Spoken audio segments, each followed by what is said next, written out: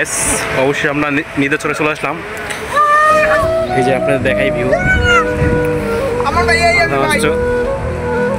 এই যে জিহাদ রাগিফো পরিচিত লোক দিতে পারতাম ভাই।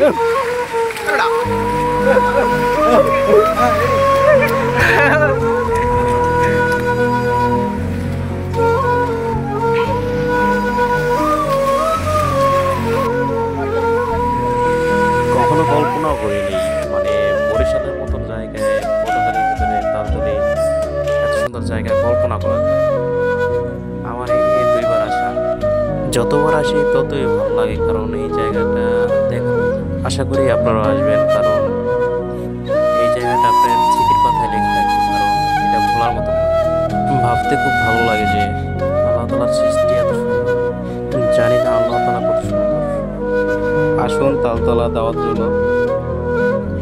আর আপনারা যদি এদিকে আসতে চান তাহলে বিশেষ করে মোটরসাইকেল আসতে হবে, কারণ রাস্তা তেমন বেশি ভালো না।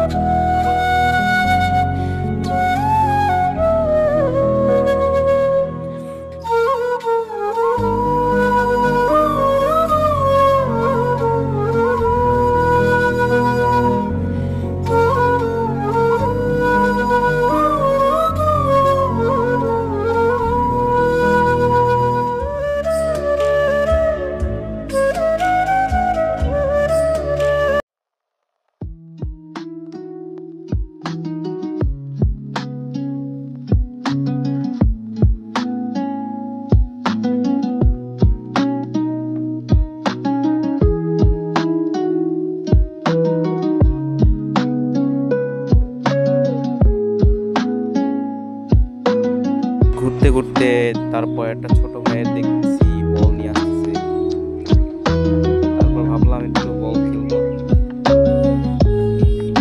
বলটা দিল চাওয়া মাত্রই,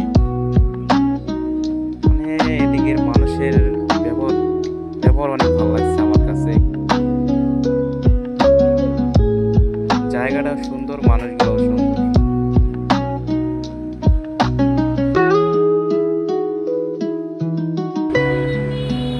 তারপরে মজা মাস্তি করলাম, তারপরে ভাবছি যে একটু সামনে যাব।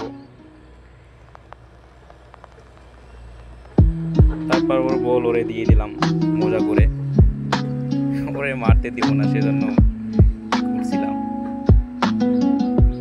তারপর বলটা দিয়ে দিলাম।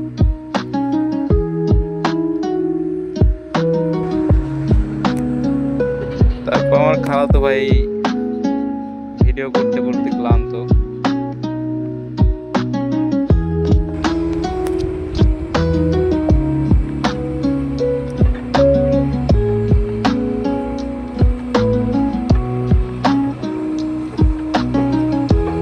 তারপরে সামনে হাঁটতে হাঁটতে সামনে দেখতে পেলাম আমরা ওই যে কেওড়া গাছ থেকে কেওড়া ফল পারলাম অনেক কষ্টে, অনেক সাধনার পরে।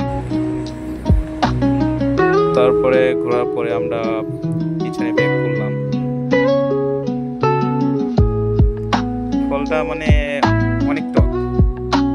তারপরে এই যে ব্যাক করে চলে আসলাম। ঘুরতে ঘুরতে ক্লান্ত, তারপর দোলনাটা বসে একটু রেস্ট নিলাম।